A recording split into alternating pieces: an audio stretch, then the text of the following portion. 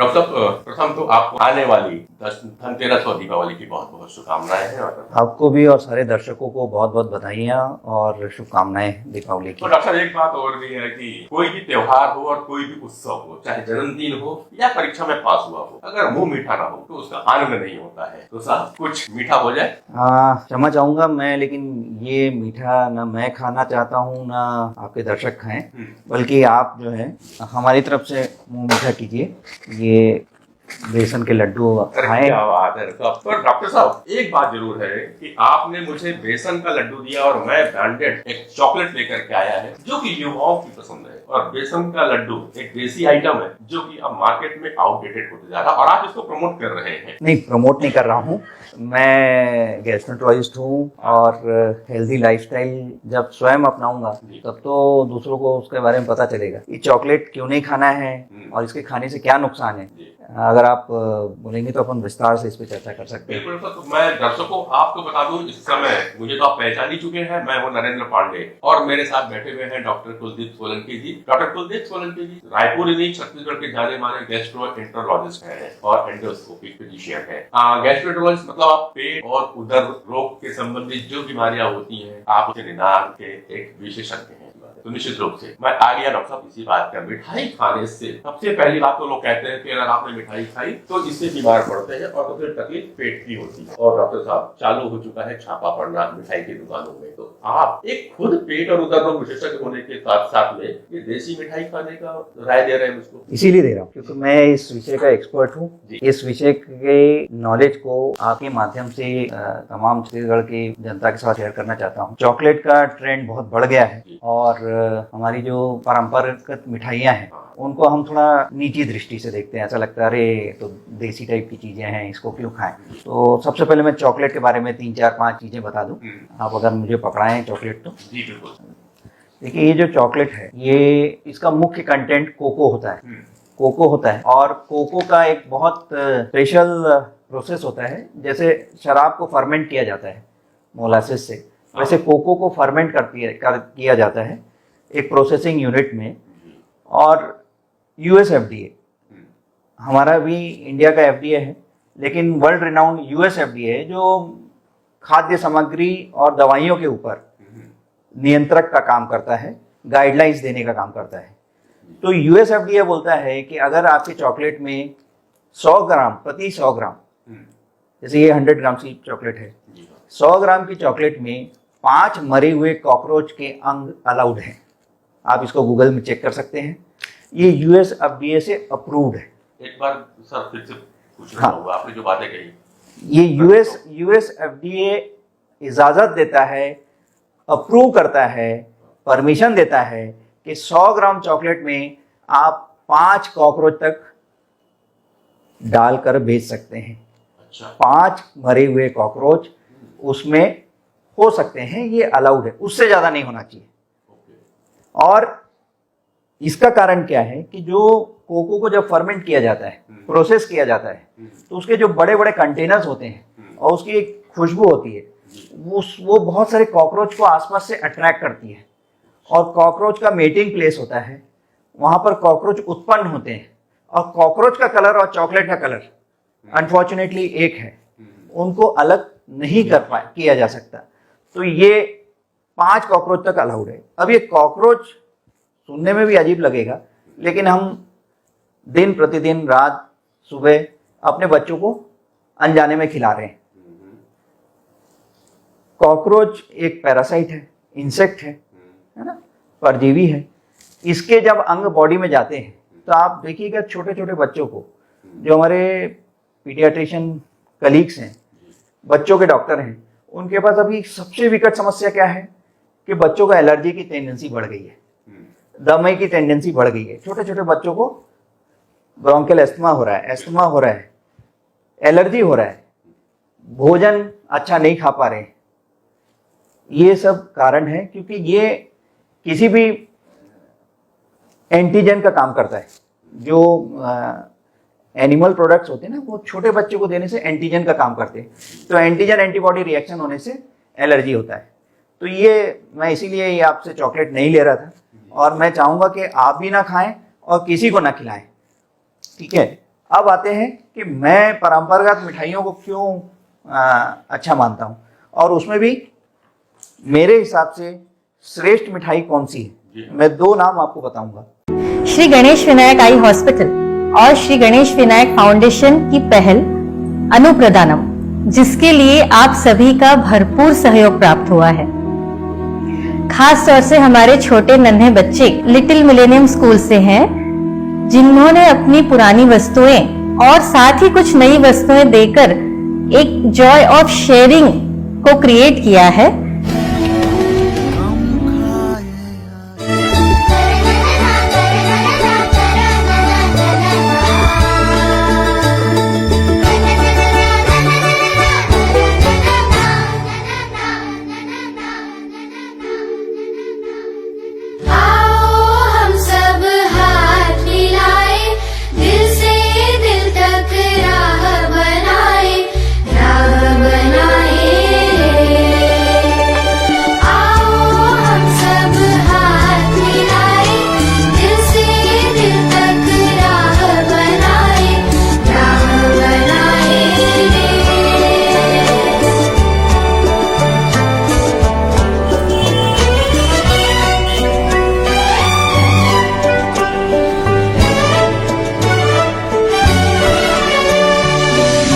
और साथ ही मैं उन सभी लोगों का धन्यवाद करती हूँ जो अनुप्रदानम में हमसे जुड़े और अपनी ऐसी वस्तुओं का दान दिया जिससे कि दूसरों का घर रोशन हो सके।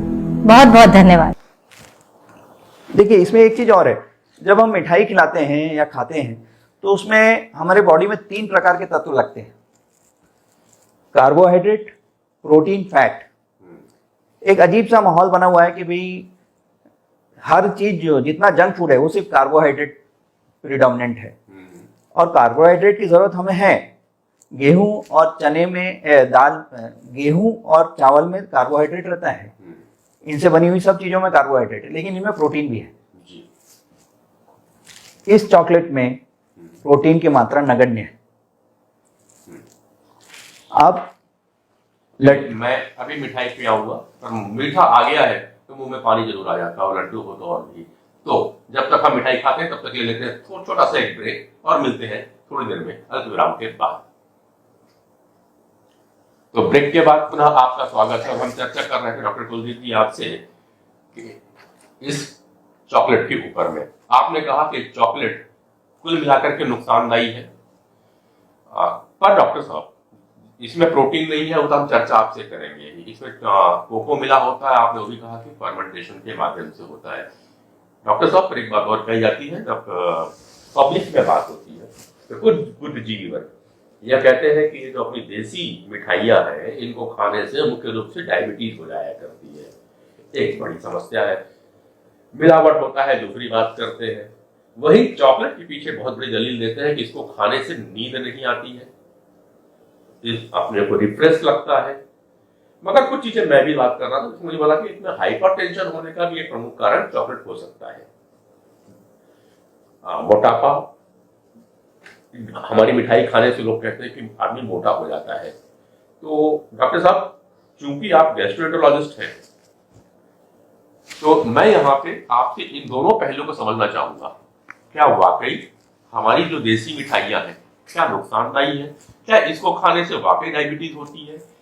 क्या इसको खाने से कोई फायदा नहीं होता? और चॉकलेट्स वाकई लाभदायक है या फायदेमंद है? अगर ऐसा होता तो हमारे इष्ट देवताओं को, हमारे भगवानों को लड्डू क्यों चढ़ाए जाते, चॉकलेट में चढ़ा दिया जाता? तो डॉक्टर साहब, थोड़ा सा इसमें विस्तार से हम आपसे जानना चाहेंगे। देखिए, ऐसा है कि चॉकलेट का एक दुष्प्रभाव हमने डिस्कस किया कि ये बहुत ज़्यादा कॉकरोच खास करके और अन्य परजीवी इंसेक्ट्स से भरा होता है। और जब यूएसए में अलाउड है तो डेफिनेटली हमारा इंडियन एफडीए तो अलाउ करता ही है। प्रोटीन बहुत ही मिनिमल मात्रा में रहता है, और जो प्रोटीन रहता है वो प्रोसेस्ड प्रोटीन है, तो वो हमारे शरीर में इफेक्टिवली वो शरीर को लगे इसके चांस बहुत कम होते हैं। हमें प्रोटीन के साथ एक सबसे बड़ा इशू ये है कि वो डाइजेस्टिबल होना चाहिए, फ्रेश होना चाहिए, और उसमें कोवैलेंट बॉन्डिंग नहीं होना चाहिए। दो प्रकार के बॉन्ड होते हैं कि प्रोटीन में अमीनो एसिड्स अगर कोवैलेंटली बॉन्ड हो गए तो वो स्ट्रक्चर तो ठीक रहेगा लेकिन वो पचेगा नहीं। आपने खाया और वो अधपचा शौच से निकल जाएगा। तो प्रोटीन भले 5% दिखाए 7% दिखाए लेकिन वो ओवरऑल हमारे शरीर को लगने वाला प्रोटीन नहीं है। और आज के समय में हम बहुत अच्छा भोजन खा रहे हैं, करीब पिछले 70-80 सालों के कंपैरिजन में हमारा लाइफ एक्सपेक्टेंसी बढ़ा है, लेकिन लाइफस्टाइल डिजीज़ भी बढ़ा है। और लाइफस्टाइल डिजीज़ इसलिए बढ़ा है कि हमने अपना ध्यान कपड़ों पे तो बहुत ज़्यादा रखा है, लिविंग स्टैंडर्ड पे रखा है, लेकिन भोजन के मामले में हम पूरी तरह वेस्टर्नाइज हो जा रहे हैं और उनको फॉलो कर रहे हैं। हमारे साथ बहुत अच्छी बात यह है कि हमारे परंपरागत जो भोजन है वो फ्रेश प्रोटीन्स प्रोवाइड करते हैं, फ्रेश कार्बोहाइड्रेट प्रोवाइड करते हैं। तेल भी हमारा जो है वो उच्च कोटि का है। ये चॉकलेट्स में जो तेल यूज़ होता है वो पाम ऑयल मेनली यूज़ होता है, और पाम ऑयल जो है वो शरीर के लिए एक जहर से कम नहीं है। आप मिठाइयों पे आते हैं, मिठाइयों में एक मिलावट बहुत बड़ी समस्या है, ये इसमें कोई दो राय नहीं। और मेरे हिसाब से मिलावट खाद्य पदार्थ में बिल्कुल भी टॉलरेट नहीं होनी चाहिए। ये हमारी सरकारों का दायित्व है जो पूरी तरह से नहीं निभाया जा रहा है या नहीं निभा पा रहे हैं। अगर आप मिलावट को हटा दें, मिलावट का पहलू अगर हट जाता है तो हमारी जो परंपरागत मिठाइयाँ हैं वह बेस्ट हैं। और इसमें भी मैं 2-3 नाम आपको बताना चाहूँगा जो अब बेस्ट में सबसे अच्छा क्या है। तो मेरा फर्स्ट चॉइस होगा मोतीचूर के लड्डू या बेसन के लड्डू। अब बेसन इसलिए क्योंकि वो चना दाल से बना होता है। चना दाल में जो प्रोटीन होता है वो करीब करीब प्रति 100 ग्राम 21 ग्राम है। प्रति 100 ग्राम लड्डू में करीब करीब 12 से 14 ग्राम प्रोटीन आता है 100 ग्राम लड्डू में। अगर हम डालडा घी यूज़ ना करें, या तो वनस्पति घी यूज़ करें, वनस्पति तेल यूज़ करें लड्डू बनाने में, या शुद्ध घी यूज़ करें। इस पे अपन किसी और दिन चर्चा करेंगे कि शुद्ध घी का क्या फ़ायदा है। यूएसए में संक्षेप में बता दूं कि अमेरिका के सुपर स्टोर्स में सुपर फूड के नाम से जो सबसे ज़्यादा प्रचलित चीज़ है वह शुद्ध गाय का घी, गाय का शुद्ध घी जो सुपर फूड के नाम पे नंबर 1 सेलर है। आप चेक कर सकते हैं गूगल पे, या अपने किसी मित्र के द्वारा जो यूएसए में रहता है वहाँ से पता कर सकते हैं। तो शुद्ध घी के पे हम किसी और दिन चर्चा करेंगे। लेकिन शुद्ध घी या वनस्पति तेल, खास करके जैसे मूंगफली का तेल है, सोयाबीन ऑयल है, ये चीज़ों से जो बनी हुई मिठाइयाँ हैं वो अच्छी होती हैं। डालडा घी वाला जो हाइड्रोजनेटेड, इस पे भी किसी और दिन चर्चा कर सकते हैं। तेल पे एक बहुत बड़ा विषय है। हाँ, आपसे मुझे चर्चा करनी है आगे विषय इस पे ये बहुत बड़ा विषय है, तो इसको संक्षेप में इतना मतलब जो आपने कहा कि मोतीचूर का लड्डू या बेसन का लड्डू प्रचलित भाषा में, हाँ, इसमें प्रोटीन की मात्रा ज्यादा होती है। प्रोटीन की मात्रा ज्यादा है, होता है ये आप कह रहे हैं। कुछ मात्रा में फैट्स भी होती हैं। फैट होना जरूरी है। ये गलत कंसेप्ट पूरा मार्केट में बेचा जा रहा है कि फैट इज बैड। फैट हमारे सेल वॉल की मेम्ब्रेन जो है उसके रिपेयर के लिए और नई सेल वॉल मेम्ब्रेन बनाने के लिए फैट बहुत ज़रूरी है। लेकिन वो फैट सही होना चाहिए, और वो फैट पॉली अनसैचुरेटेड फैट होना चाहिए या सैचुरेटेड में शुद्ध घी का होना चाहिए, शुद्ध घी। अब मिलावट का जो इशू है वो घी में भी आ रहा है, वो तेल में भी आ रहा है, इसलिए लोगों का विश्वास कम हो रहा है। तो लोग भी उतने गलत नहीं हैं, ये बेसिकली एडमिनिस्ट्रेटिव इशू है। लेकिन अगर हम बात करते हैं कि एक चॉकलेट में आप अलाउ कर रहे हैं कि 5 मरे हुए कॉकरोच, पाम ऑयल, ये सब डाला जा सकता है, तो उस हिसाब से अगर आप लड्डू नहीं भी खाना चाहें तो आप दूसरा जो बहुत अच्छी मिठाई है वो है रसगुल्ले। रसगुल्ले जो छेने के रसगुल्ले होते हैं, सफ़ेद वाले छेने के रसगुल्ले, छेने के रसगुल्ले या रसमलाई, ये प्रोटीन कंटेंट में बहुत अच्छे हैं, सुपाच्य हैं, बहुत अच्छे से एब्जॉर्ब हो जाते हैं, और इसमें फैट का इशू नेग्लिजिबल है। ये 2 मिठाइयाँ जो है मैं रिकमेंड करता हूँ कि हर व्यक्ति को खाना चाहिए। बाकी ये जो प्रोसेस्ड फूड वाले हैं उसमें जो अभी एक छोटा सा संक्षेप में बता दूं कि अभी जो वर्ल्ड का सबसे बड़ा जंक फूड चेन है जिसको प्रोसेस्ड फूड चेन बोलते हैं, मैकडॉनल्ड्स के नाम से जाते हैं, उसके कर्मचारी ने भी मैकडोनाल्ड्स पे केस जीत लिया है कि उन्होंने नॉनवेज को प्रोसेस करने के लिए अमोनियम हाइड्रोक्साइड यूज़ किया है, जो कैंसर का जनक है।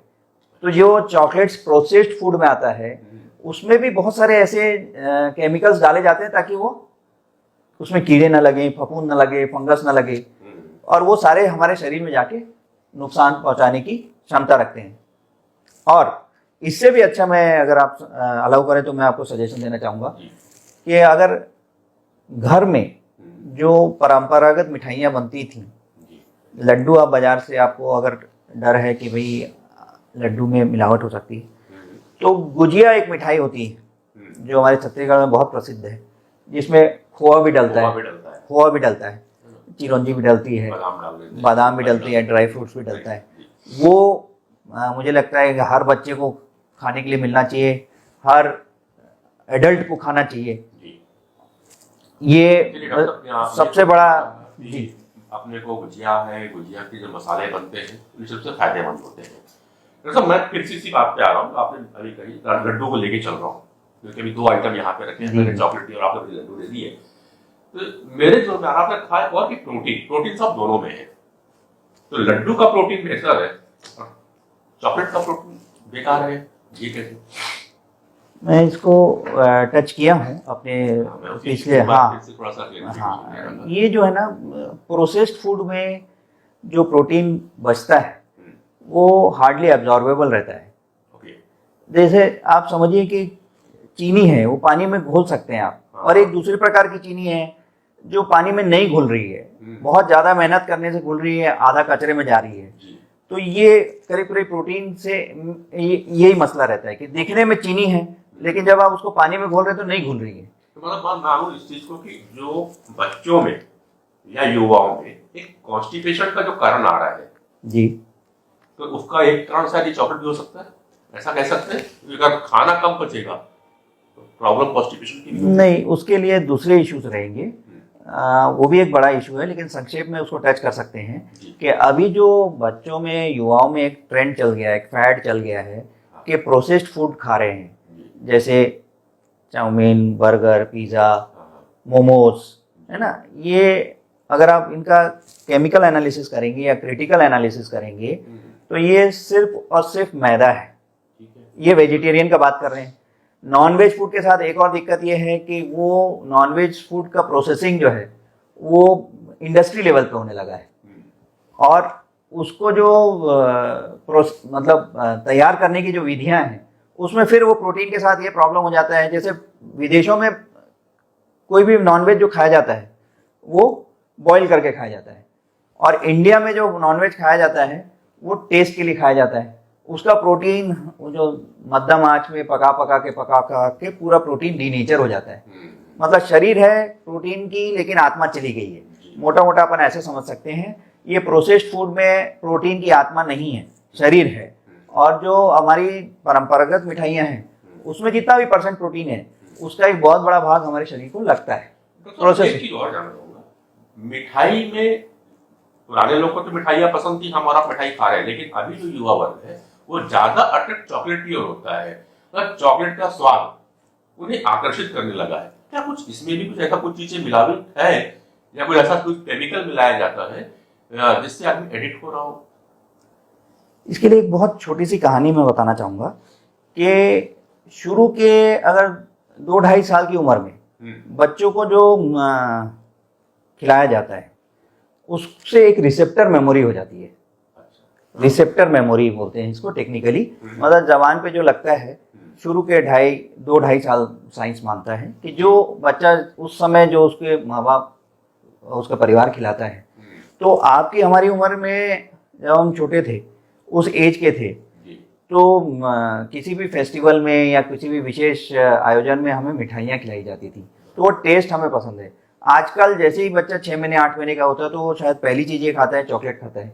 तो ये रिसेप्टर मेमोरी का इशू है, इसमें आदत वाली बात है। और दूसरा देखा देखी वाले बात ज्यादा है कि भाई फलाना ब्रांड एम्बेसडर ये खा रहा है, फलाना सेलिब्रिटी ये खा रहा है तो मैं भी वो खाऊंगा। जी। जितना जो अभिजातीय वर्ग जो कर रहा है उस वैसा मैं कपड़ा पहनूं। एक और भी हो गया, आपकी बात से आ रही है कि देखा सीखी हो गया है, तो एक बात और याद आती है कि जब किसी को यूं ही मिलके वो मीठा कराना हो तो लोग कोई भी चॉकलेट देते हैं, लेकिन जब कोई स्पेशल होता है तो उसको शायद कोई स्पेशल चॉकलेट ही दी जाती है। हो गया, तो आपकी बात से ये बात हुई है। तो एक चीज और जोड़ूंगा मैं कि ये जो आदत वाली बात है ना, जी। इसमें आप देखिए मार्केटिंग का इतना बड़ा मतलब पावर है हाँ। जो कई बार यूज होता है, कई बार मिसयूज भी होता है। जी आप और हम जिस एज के हैं जी या जिस समय के हैं, जी तो कभी भी नहीं चाहेंगे कि हम 2000-5000 रुपए का पैसा दे के फटा हुआ पैंट लें। और आज का ये ट्रेंड है, बिल्कुल बिल्कुल। तो ये मतलब वो पैसा भी ज्यादा देता है, बच्चा जिद भी करता है और वो फटे हुए कपड़े पहनता है, जो आज से 10-15 साल पहले बहुत ही शर्म की बात थी। की बात होती आदमी गरीबा दिखता था उसमें, आजकल अमीर दिखता है। तो ये समय के साथ जो चीजें चेंज होती रहती हैं। और नॉलेज की कमी, सबसे बड़ा इशू क्या है? नॉलेज की कमी। हम नॉलेज शेयर नहीं कर पा रहे हैं जिस स्पीड से दूसरी मार्केटिंग की नॉलेज बढ़ रही है। है। तो आपका ये प्रयास के लिए मैं आपको साधुवाद देता हूँ कि आपने कम से कम एक ज्वलंत मुद्दे को उठाया है और ये ज्यादा से ज्यादा दर्शकों तक पहुंचे। आपने तो जहां तक है मुझे तो पूरा जानकारी दी, और इस वीडियो के माध्यम से जो मेरे दर्शक हैं आप वो भी जानेंगे और कोशिश करेंगे कि अब किसी का अगर मुंह मीठा कराना हो, कुछ मीठा होने की संभावना हो, तो इससे दूर रहें। देसी घर के बने लड्डू हैं, अच्छी दुकान से खरीदें और अपने मुंह मीठा के साथ साथ में पेट को भी, इंटेस्टाइन को भी मुस्कुराते हुए रहने का मौका देते रहे। डॉक्टर साहब, हम आपके पास में इन चीजों की बात करने के लिए बहुत सारे, आप कभी तेल की भी बात करते हैं, प्रोटीन, कार्बोहाइड्रेट, फैट की बात करते हैं। निश्चित रूप से आपकी सलाह से लोगों का पेट मुस्कुराता रहता है। तो आने वाले समय पे हम आपसे और भी चर्चा करेंगे और अपने दर्शकों को मिलाते रहेंगे। इस बीच में यदि आपको किसी भी प्रकार की जानकारी चाहिए तो आप मेरे कमेंट बॉक्स पे जरूर लिखिए। हम आपके प्रश्नों का जवाब डॉक्टर के माध्यम से देना चाहेंगे। यदि आप व्यक्तिगत तौर पे किसी चीज से परेशानी, यानी पेट और उदर रोग संबंधित कोई बीमारी है और आप सलाह चाहते हैं, तो डॉक्टर कुलदीप सोलंकी जी से कटोरा तालाब पे मिल सकते हैं। एड्रेस डॉक्टर कुलदीप सोलंकी जी आपको कुछ बता दें। एड्रेस गूगल में उपलब्ध है। मैं चाहता हूं कि मेरे किसी भी दर्शक को पेट की समस्या ना हो, और हो तो घरेलू उपचार से ठीक हो जाए, उचित आहार विचार एवं जीवन शैली में उचित बदलाव से ठीक हो जाए। तो आप सभी को आने वाली धनतेरस और दीपावली की बहुत बहुत शुभकामनाएं हैं। आप स्वस्थ रहें, मस्त रहें, जहां भी रहें, जबरदस्त रहें। धन्यवाद। नमस्कार।